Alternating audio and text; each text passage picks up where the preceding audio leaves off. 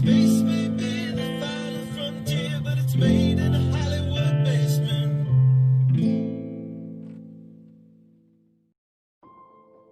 Fala, tropa MDM, melhor do mundo. Aqui é o Hallen. Hoje estou trazendo mais um vídeo para vocês. Fiz um top 10 das 10 vezes em que estudos científicos confirmaram o que as escrituras dizem sobre a verdadeira cosmologia do nosso mundo e grandes eventos bíblicos que também estão sendo confirmados. Se vocês pesquisarem, a cada dia que passa a ciência vem confirmando a veracidade dos relatos bíblicos. Já foram vários os relatos confirmados nos últimos anos. É claro que eles sempre vão dar um jeito de manipular as informações de acordo com a doutrinação que nos impuseram desde sempre e dos seus interesses, mas o fato é que já não tem mais para onde correr. As pessoas estão despertando e fazendo suas pesquisas, questionando e constatando que há algo de errado sobre o que nos foi ensinado desde que éramos jovens ingênuos. Cada vez mais pessoas aparecem com questionamentos, estudos e provas contra a ciência atual.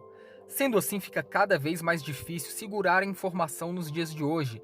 Como diz o ditado, a mentira e o engano apresentam data de vencimento e no final tudo é descoberto. E os poderosos que ocultam a verdade irão ter que dar um jeito de soltar essa informação, mas do jeito deles, sempre manipulando tudo.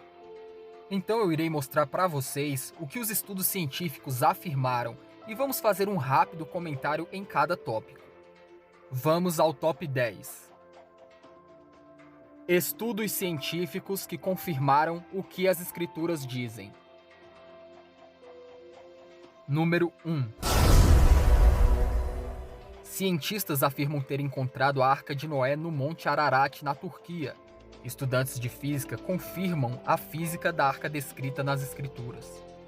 Nas escrituras sagradas é relatado um grande evento que ocorreu, no caso o dilúvio, onde o Criador viu que a raça humana havia se corrompido grandemente e seria necessário um reset da humanidade. Dilúvio que seria possível somente em uma terra plana e estacionária. Noé foi instruído a construir uma enorme arca para salvar a si mesmo, a sua família e animais de toda espécie. De acordo com a matéria, um grupo de cientistas turcos e chineses afirmam ter localizado a Arca de Noé no Monte Ararat. O pesquisador chinês Yang Wing diz que eles encontraram uma estrutura antiga de madeira em uma altitude de 4.000 metros, no monte que fica no leste da Turquia, na fronteira com o Irã. Além da afirmação feita por esses cientistas, agora se tratando da construção da Arca de Noé, 4 alunos de física da Universidade de Leicester, na Inglaterra, decidiram investigar a possibilidade da Arca de Noé flutuar enquanto carregava um par de cada espécie animal. Para isso, no ano de 2014, os estudantes começaram a analisar de acordo com a física o passo a passo das instruções encontradas na Bíblia.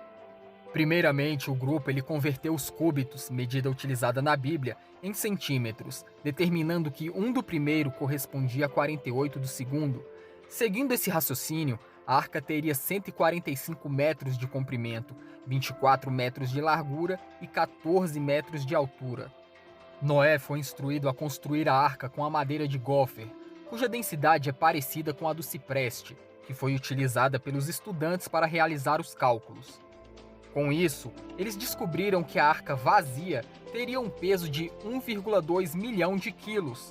Para flutuar, a densidade da embarcação teria que ser menor do que a da água.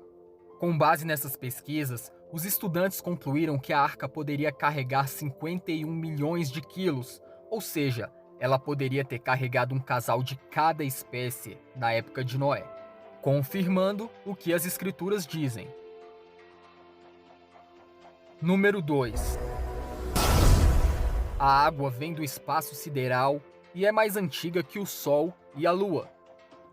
Uma das mais recentes teorias a esse respeito afirma que a nossa água chegou na forma de gelo a bordo de asteroides que colidiram com o planeta nascente Terra há cerca de 4,6 bilhões de anos atrás. Isso implicaria que a água da Terra é mais antiga que a Lua e o próprio Sol. Tropa, como vocês viram, soltaram a informação, mas dando aquela maquiada, dizendo que a água não é nativa da Terra, mas que veio por meio de asteroides. Os cientistas ainda não sabem ao certo de onde veio a água, ou mesmo se é nativa do planeta Terra. Bom, que não é nativa da Terra, talvez podemos dizer que sim. As escrituras dizem que vivemos em meio a um oceano primordial. Se pegarmos lá no início de Gênesis, no início da criação, podemos constatar que no princípio Deus pairava sobre a superfície das águas, ou seja, a água já existia antes da criação do nosso mundo. Deus disse: haja uma expansão no meio das águas, e haja separação entre águas e águas. E fez Deus a expansão e fez separação entre as águas que estavam debaixo da expansão e as águas que estavam sobre a expansão. Somente no quarto dia é que os luminares foram criados, o luminar maior para governar o dia e o luminar menor para governar a noite, e fez as estrelas. Sendo assim, a água sim é mais antiga que o Sol e a Lua, confirmando o que as Escrituras dizem. Número 3. Cientistas encontram a maior quantidade de água do universo. De acordo com a matéria, astrônomos descobriram a maior quantidade de água já registrada no universo, a uma distância de mais de 12 bilhões de anos-luz da Terra. A quantidade de água equivale a 140 trilhões de vezes todo o volume de água nos oceanos do nosso planeta. A grande quantidade de água se encontra na forma de vapor, em volta de um quasar, que é o núcleo de uma galáxia confinado a um espaço pequeno em relação à sua massa, que abriga um buraco negro. Tropa, como sabemos, não existem todas essas distâncias que eles nos falam. São apenas teorias que eles impõem e que o gado aceita sem questionar. Vimos que a quantidade de água encontrada por astrônomos no universo equivale a 140 trilhões de vezes todo o volume de água do nosso planeta. Apesar da manipulação da informação, mais uma vez endossando o fato de que vivemos em meio a um oceano primordial, que acima de nossas cabeças, além do firmamento, contém águas. Ponto para as escrituras. Número 4. Astrônomos descobrem um paredão de galáxias no Polo Sul. Batizado de Parede do Polo Sul, esse aglomerado tem 1,4 bilhão de anos-luz de diâmetro e contém centenas de milhares de galáxias. A parede pode ser ainda maior.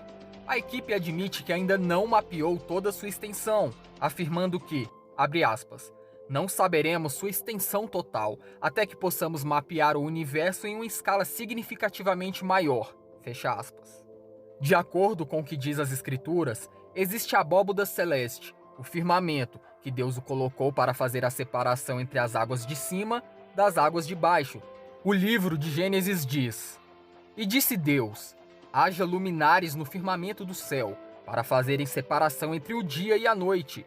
Sejam eles para sinais e para estações, e para dias e anos. Sirvam de luminares no firmamento do céu, para iluminar a terra, e assim foi. Deus os pôs no firmamento do céu para alumiar a terra. Galera, esse nome Parede do Polo Sul é um nome bem sugestivo, vocês não acham?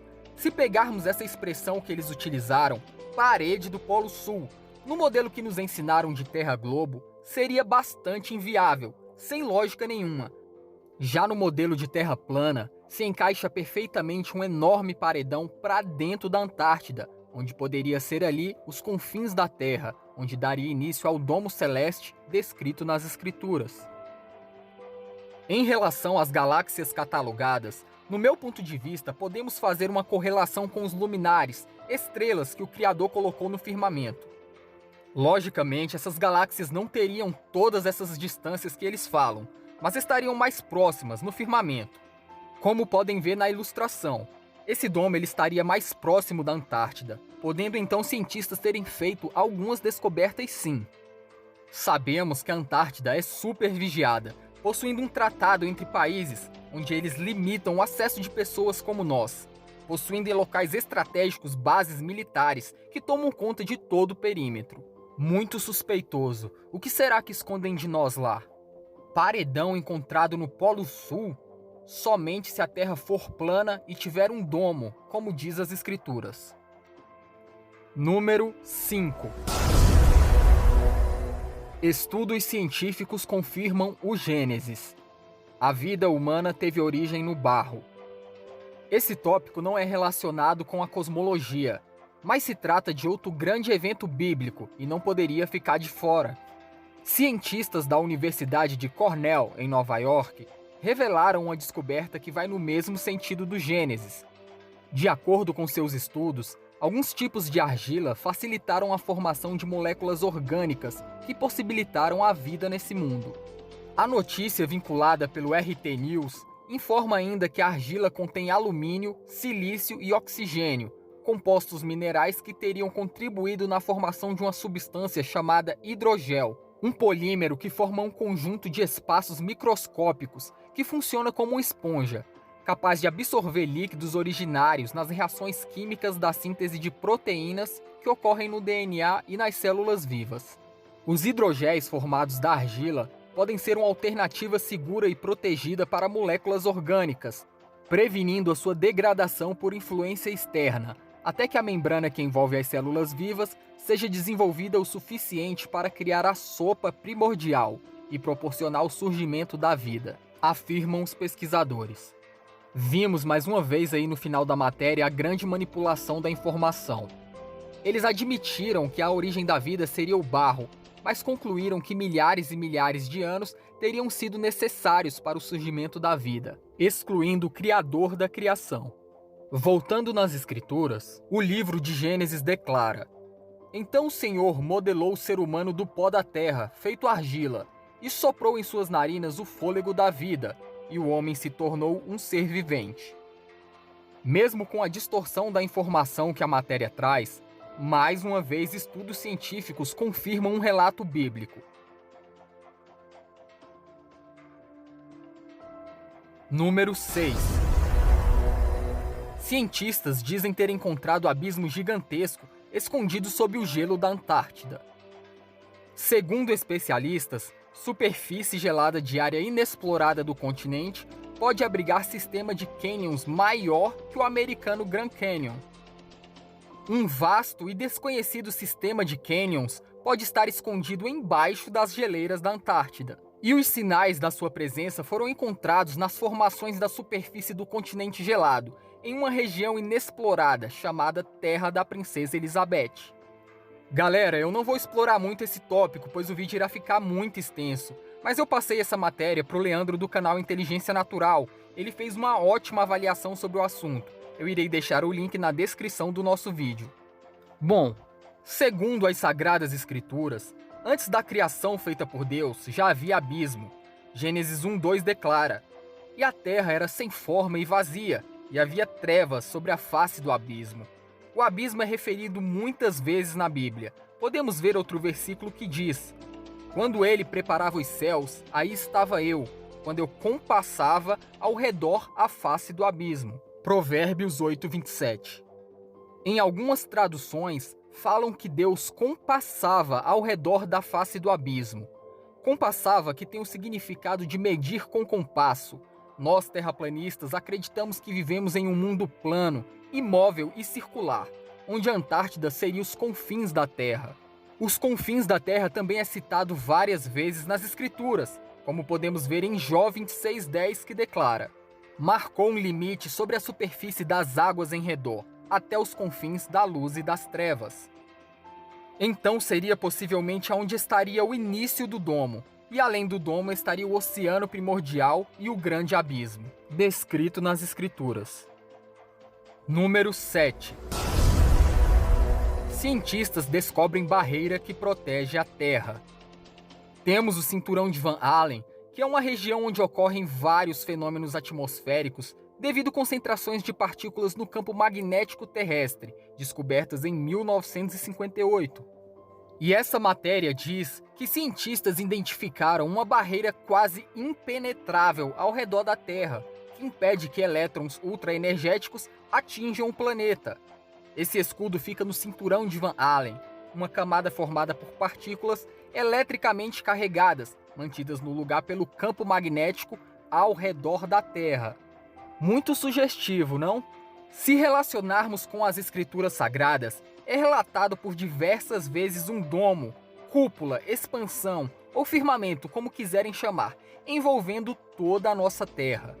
Esse domo descrito nas Escrituras seria impenetrável, indestrutível, podendo ser rompido de alguma forma apenas pelo Criador. De acordo com o livro de Jó, no versículo 37:18 declara: Acaso podes, como ele, estender o firmamento que é sólido como um espelho fundido? Podemos ver em Salmos 19:1 que declara: os céus declaram a glória de Deus e o firmamento anuncia a obra das suas mãos. Portanto, há uma barreira no céu, impenetrável, um limite que o Criador estabeleceu. Esse firmamento é como uma grande usina de energias, eletromagnetismo, que mantém Sol, Lua e os demais astros fazendo seu giro sobre a Terra. Como vocês viram, a ciência confirmando que há sim uma barreira quase impenetrável no céu, mas como sempre manipulando a informação. Sendo que, na verdade, a barreira que se encontra no céu impenetrável é o firmamento, que possui um grande campo eletromagnético, uma poderosa usina de energia. Número 8. Monte Everest já esteve debaixo do mar. A matéria diz: embora as montanhas do Himalaia tenham sido formadas há 60 milhões de anos, a história do Everest, na verdade, remonta de muito mais tempo. O calcário e o arenito da rocha no cume da montanha foram um dia parte de camadas sedimentares abaixo do nível do mar, há 450 milhões de anos atrás. E com o tempo, as rochas do fundo do mar foram forçadas e empurradas para cima a uma velocidade de até 11 centímetros por ano, atingindo a posição atual. O mais surpreendente é que as formações superiores do Everest contêm fósseis de criaturas marinhas e conchas que um dia ocuparam o oceano.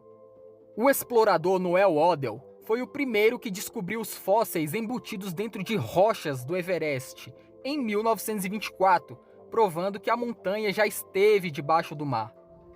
Tropa, como eu havia dito anteriormente, eles sempre vão dar um jeito de manipular a informação. Sabemos que a Terra é muito mais jovem do que eles nos apresentaram. Então eles usam esses milhares de anos para tentar justificar a possível subida do Monte Everest do mar para a posição atual. Mais uma vez, relacionando as escrituras, lá relata um grande dilúvio que aconteceu e que cobriu os montes que haviam sobre a Terra, sendo o dilúvio o fato real para que houvesse a descoberta dos fósseis marinhos. Número 9. Cientistas comprovam o dia em que o Sol parou. A matéria diz que uma nova evidência científica pode comprovar um trecho de uma história da Bíblia. Pesquisadores indicam que o livro mais lido de todos os tempos contém o registro do eclipse mais antigo do qual se tem notícia. Tropa, prestem atenção no que diz o site. De acordo com o relato bíblico descrito em Josué 10, 12 e 14, o movimento da Terra parou por quase um dia inteiro e tardou o pôr do sol, garantindo uma vitória épica a Israel. 3 pesquisadores publicaram um artigo afirmando que, na verdade, naquele momento, houve um eclipse solar. Eles ainda conseguiram encontrar a data em que a batalha aconteceu, 30 de outubro de 1207 a.C. Se validada pela comunidade científica, a descoberta pode alterar a cronologia do mundo antigo. Ela determinaria com maior precisão o período do faraó Merneptah na dinastia egípcia, bem como do seu predecessor imediato, Ramsés o Grande. A história descrita pela Bíblia foi comprovada por uma equipe de cientistas israelenses, com o apoio de dados da NASA. Como uma nova teoria sobre os eclipses e as variações do movimento de rotação da Terra, o estudo indica que o eclipse bíblico pode ter sido anular, quando um anel de fogo é visível em torno da sombra da Lua. Vocês conseguiram notar aí a manipulação da informação nesse texto?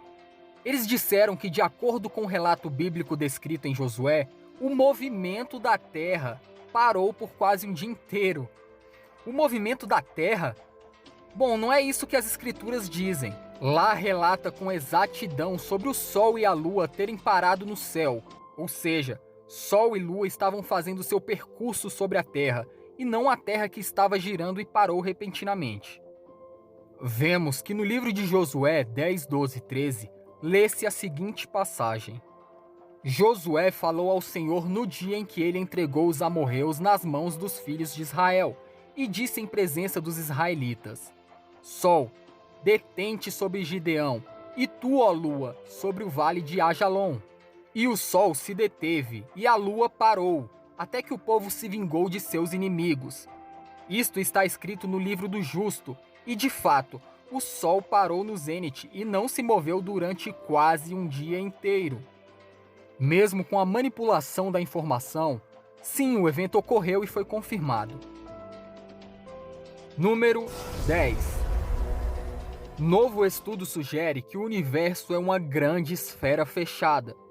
Dados do Observatório Espacial Planck podem revolucionar o que sabemos de cosmologia, diz a matéria. Com base em dados coletados em 2018 pelo Observatório Espacial Planck da Agência Espacial Europeia, os astrônomos argumentaram que o universo é curvo e fechado, como uma esfera inflável, o que significa que o feixe de fótons acabaria dando a volta e voltando para onde eles saíram. A líder da descoberta, Eleonora Di Valentino, da Universidade de Manchester, no Reino Unido, considerou que o estudo pode revolucionar o que sabemos sobre cosmos, pois nos levaria a repensar o drástico do modelo cosmológico de concordância atual. Que relato, hein, tropa? Muito suspeitoso. As civilizações antigas sempre ilustravam a Terra como uma grande esfera fechada, como nas imagens que vocês estão vendo. Eles representavam a Terra como plana e envolvida por uma espécie de bolha, que no caso é o firmamento, e esse firmamento também se estenderia pela parte inferior da Terra plana. Podemos encontrar vários versículos nas Sagradas Escrituras.